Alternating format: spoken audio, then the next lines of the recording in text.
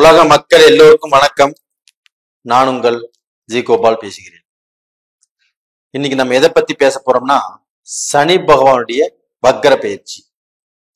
இந்த சனி பகவானுடைய வக்கர பயிற்சி ஆப்பட்டது ஜூன் மாசம் 29ஆம் தேதி 11:28 சாயந்தரம் ஆரம்பிச்சு நவம்பர் மாதம் 15ஆம் தேதி 6:50 PM இந்த வக்கர பயிற்சி முடிவடைகிறது. இந்த சனி பகவான் ஆப்பட்டது இப்ப கும்பத்துல இருக்கிறாங்க. கும்பத்துல இருந்து போரட்டாதி நட்சத்திரம் வாயிலாக டிராவல் பண்ணுவார். அப்ப குரு பகவானுடைய நட்சத்திரம். அப்ப அந்த குரு மாதிரி செயல்படுவாரு. அப்ப இந்த பலனாகப்பட்டது தனுசு ராசிக்காரங்களுக்கு எப்படி இருக்கும் அப்படிங்கிறத பத்தி தான் இந்த பதிவுல நம்ம தெளிவா பார்க்க போறோம். இப்ப தனுசு ராசியை ஆதிக்கம் பண்றவங்க யாருன்னா குரு பகவான் தான். அப்ப இந்த குருவின் ஆதிக்கம் பெற்ற தனுசு ராசிக்காரர்கள் எப்பவுமே ஒருத்தவங்க சம்பாதிக்கிறாங்க அப்படின்னு பொறாமப்பட மாட்டாங்க. அடுத்தவங்களை பார்த்து அவங்க நல்லா செல்வாக்கா இருக்கிறாங்க, செல்வந்தரா இருக்கிறாங்க, நாமளும் அந்த நிலைமைக்கு வரணும் அப்படின்னு போட்டி போடுவாங்களோலிய அவங்க மேல என்னைக்கும் பொறாமையே பட மாட்டாங்க.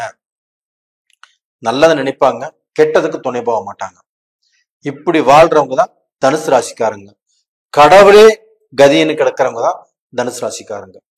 அவர்களுக்கு இந்த சனி வக்கர பயிற்சி எப்படி இருக்கும் அப்படின்னு பார்த்தோம்னா, இப்ப 7.5 சனியின் பாதிப்பிலிருந்து தப்பிச்சு தனுசு ராசிக்காரங்கள் வாழ்ந்துட்டு இருக்கிறாங்க. இதுலயுமே ஒரு 50% பேர் இன்னுமே அந்த 7.5 சனியில அவங்க வாங்கின அடி இன்னுமே பார்க்க போனா அந்த பாதிப்பு இன்னும் தீரல. அது ஒன்னும் எந்திரிக்கவே முடியல. அந்த கஷ்டத்துல இருந்து ஒன்னும் மேலவே முடியல. அப்ப எப்படா நம்மளுக்கு இந்த கஷ்டம் தீரும் அப்படின்னு இன்னும் ஒவ்வொரு நாளும் எதிர்பார்த்து தான் வாழ்ந்துட்டு இருக்கிறாங்க. அவர்களுக்கு இந்த சனி வக்கர பயிற்சி ஒரு நல்ல பலனை கொடுக்கும். அப்ப இவங்களுக்கு இப்ப சனி பகவான் 3ஆம் இடத்துல இருந்து நல்லதை செஞ்சுட்டு வந்துட்டு இருந்தாலுமே அந்த சனி ஆகப்பட்டது வக்கரமாகி இவங்களுடைய ராசிக்கு 5ஆம் இடத்தை பார்க்குது. இப்ப அந்த 5ஆம் இடம் என்பது என்னன்னா இவங்களுடைய வம்பு வழக்கு, பூர்வீக சொத்து சம்பந்தப்பட்டது, இவங்களுடைய உயரிய வாழ்க்கை சம்பந்தப்பட்டது. அப்ப இவங்களுக்கு இருக்கக்கூடிய அந்த வம்பு வழக்குகள், இவங்க மேல யாராவது கேஸ் போட்டிருந்தாலும் அந்த கேஸுங்கிறது கண்டிப்பாக பைசலுக்கு வரும். கோர்ட்டு கச்சேரி பிரச்சனை இருந்தாலும் கண்டிப்பாக தீரும். பூர்வீகம் சம்பந்தப்பட்ட பிரச்சனைகள் இருந்தாலும் அதுவும் தீர்வுக்கு வரும். இது போக பாத்தீங்கன்னா அவங்களுக்கு 9ஆம் இடத்தை சனி பகவான் பாக்குறாங்க. அப்ப அந்த சனி பகவான் ஆப்பட்டது வக்கர கதியிலிருந்து 9ஆம் இடத்தை அந்த சனி பகவான் பாக்குறதுனால கண்டிப்பாக இவங்களுக்கு ஒரு இக்கட்டான சூழ்நிலை, ஒரு கஷ்டமான சூழ்நிலை, இந்த கஷ்டம் எப்போ விடுதலை ஆகும் அப்படிங்கிற விஷயத்துலதான் ரொம்ப ஸ்ட்ராங்கா இருக்கிறாங்க. அப்ப பெண்ணால பிரச்சனை, நண்பர்களால பிரச்சனை, சூதாட்டத்துல மாட்டினவங்க நிறைய பேரு, அது போக தொழில் சரியில்லை அப்படின்னு பார்க்கணும் ஒண்ணுமே புலம்பிட்டு இருக்கிறாங்க ஒரு சிலர். அவங்க எல்லாத்துக்குமே இந்த 9ஆம் இடத்தை சனி பகவான் பார்க்கறதுனால கண்டிப்பாக சனி நியாயவான். அப்ப சனிங்கிறது பார்க்கணும் ஒரு நீதிமான். அப்ப அவங்க 9ஆம் இடத்தை பார்க்கறதுனால அப்ப நேரு வழியில போறவங்க, நேரு வழியில பயணம் செய்யறவங்க, நேரு வழியில பிசினஸ் பண்றவங்க, இவங்க எல்லாத்துக்குமே அந்த சனி பகவானுடைய பார்வை ஒரு நல்ல மாற்றத்தை கொடுக்கும், ஒரு நல்ல திருப்பத்தை கொடுக்கும், ஒரு நல்ல முன்னேற்றத்தை கொடுக்கும். கண்டிப்பாக தனுசு ராசிக்காரங்க நல்லா இருப்பாங்க.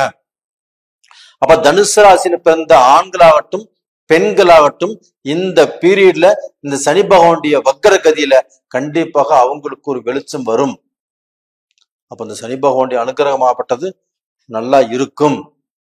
இதோடு பாத்தீங்கன்னா உங்களுக்கு ரிஷப ராசியில இருக்கக்கூடிய அந்த குரு பகவான் தனுசு ராசிக்கு 10ஆம் இடத்தை பாக்குறாங்க 5ஆம் பார்வையாக.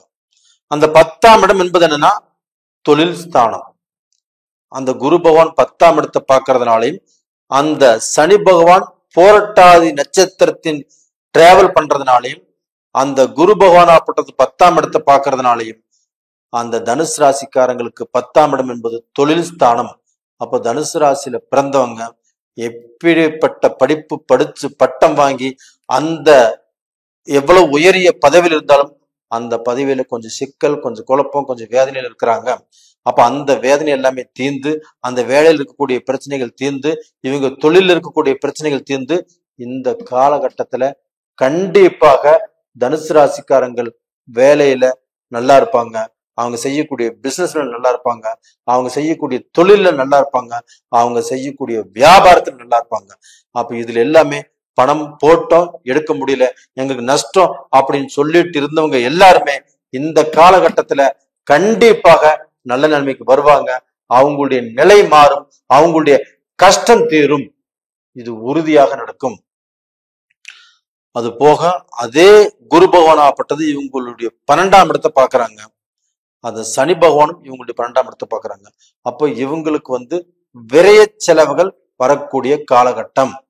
அப்ப அந்த விரய செலவுகள் அப்படின்னா கெட்ட ஸ்தானத்தில் எடுத்துட்டோம்னா கண்டிப்பாக வண்டி வாகனத்தினால விபத்து சம்பந்தப்பட்ட விஷயங்கள் நடக்கிறதுக்கு வாய்ப்பு இருக்குது. அப்ப வண்டியை ரேஸ் பண்ணி ஓட்டாதீங்க. அப்ப வண்டியில பார்க்க போனா ஒரு ரேஸ் டிரைவ் வேண்டாம். புதுசா வண்டி வாங்கினவங்க அந்த வண்டி எடுத்துட்டு அதிகமான வேகத்துல போகாதீங்க. ஒண்ணு. அது போக பார்க்க போனா அந்த விரய செலவுகளை சுப விரய செலவுகளாக மாத்திக்கோங்க. ஏன்னா அங்க குரு பாக்குறதுனால இந்த மாதிரி நடக்கிறதுக்கும் வாய்ப்புகள் இருக்குது. அப்ப டோட்டலா பாத்தீங்கன்னா தனுசு ராசியில பிறந்தவங்க ஒரு அடிபட்டு அதுல பாதிக்கப்பட்டு அப்புறம்தான் நல்ல நிலைமைக்கு வருவீங்க. அப்ப அந்த குரு பகவான் ஆப்பட்டதை உங்களுக்கு காப்பாத்தி கொடுத்துருவாரு. அப்ப அது போக அந்த 2ஆம் இடத்தையும் அந்த குரு பகவான் பாக்குறாங்க. அப்ப தனஸ்தானத்தையும் குடும்பஸ்தானத்தையும் அந்த குடும்பஸ்தானத்தையும் தனஸ்தானத்தையும் ஒரு குரு பகவான், ஒரு சுப கிரகம், ஒரு பணத்தை கொடுக்கக்கூடிய கிரகம், ஒரு குடும்பத்தை கொடுக்கக்கூடிய கிரகம், அந்த குரு பகவான் ஆப்பட்ட 2ஆம் இடத்தை பாக்குறதுனால கண்டிப்பாக உங்களுக்கு பணம் வரக்கூடிய வழிகள் நல்லா இருக்கும், குடும்பம் நல்லா இருக்கும், குடும்பத்துல சந்தோஷம் நல்லா இருக்கும், அந்த குடும்ப ரீதியாக இருக்கக்கூடிய பிரச்சனைகள் கண்டிப்பாக தீரும். அப்ப நீங்களும் 4 பேர்த்துக்கு மத்தியில ஒரு நல்ல வாழ்க்கை வாழ போறீங்க. உங்களை யார் யார் எதிர்த்தார்களோ, யார் யார் உங்களை பார்க்க போனா நீங்க வளர மாட்டீங்கன்னு நினைச்சாங்களோ, யார் யார் எல்லாமே நீங்க முடிஞ்சு போக நினைச்சீங்களோ, அவங்களுக்கு முன்னால் இந்த பீரியட்ல நீங்கள் தலையெடுத்து நல்ல வாழ்க்கை வாழ்வதற்குண்டான ஒரு ஆரம்பம் உங்களுக்கு வந்தாச்சு. கண்டிப்பா நல்லா இருப்பீங்க. அப்ப டோட்டலா பாத்தீங்கன்னா தனுசு ராசிக்காரங்களுக்கு இந்த 12ஆம் இடத்தை குரு பாக்குறதுனால இப்ப குரு பலன் இல்லை. அப்ப தனுசு ராசிக்காரங்களுடைய வாழ்க்கையில அந்த விரயஸ்தானத்தை குரு பகவான் பாக்குறதுனால அந்த குரு பலன் இல்லை. ஆனா அதே சமயத்துல குடும்பஸ்தானத்தையும் குரு பகவான் பாக்குறதுனால கண்டிப்பாக உங்களுக்கு புதுசா ஒரு குடும்பத்தை உருவாக்கி கொடுப்பாரு. அப்ப டோட்டலா பாத்தீங்கன்னா அந்த விரயங்கள் சுப விரயமாக மாறி உங்க குடும்பத்திலையுமே சுபகாரியங்கள் நடப்பதற்குண்டான வாய்ப்பு இருக்குது. கண்டிப்பாக இது நடக்கும். அப்ப டோட்டலா பாத்தீங்கன்னா யாராருக்கெல்லாமே தனுசு ராசியில பிறந்து ஆணாகட்டும் பெண்ணாகட்டும் யாராருக்கெல்லாமே திருமணம் ஆகலைன்னு நினைக்கிறீங்களோ அவங்களுக்கு இந்த பீரியட்ல திருமணம் ஆகும், புதுசா குடும்பம் உருவாகும். அந்த திருமணங்களும் சந்தோஷமாக நடக்கும். நீங்கள் ஆசைப்பட்ட இடத்திலேயே கண்டிப்பா நடக்கும். 2வது பாத்தீங்கன்னா இந்த பீரியட்ல உங்களுக்கு ஆகாத காரியங்கள் ஜாக்கிரதையாக இருக்க வேண்டிய காலகட்டங்கள் எதுனா, நீங்க யாரையுமே நம்பி ஒரு காரியத்துல இறங்க வேண்டாம். நீங்க ஒரு முடிவு எடுக்கிறீங்கன்னா தனுசு ராசிக்காரங்கள் நீங்களே அந்த முடிவு எடுங்க. இல்லைன்னா உங்களுக்குன்னு ஒரு சில குருமார்கள் இருப்பாங்க, அவங்கள வச்சு அந்த முடிவு எடுத்துக்கோங்க. அது போக பாத்தீங்கன்னா நீங்க யாரையும் நம்பி பணத்தை இந்த பீரியட்ல கொடுக்க வேண்டாம்.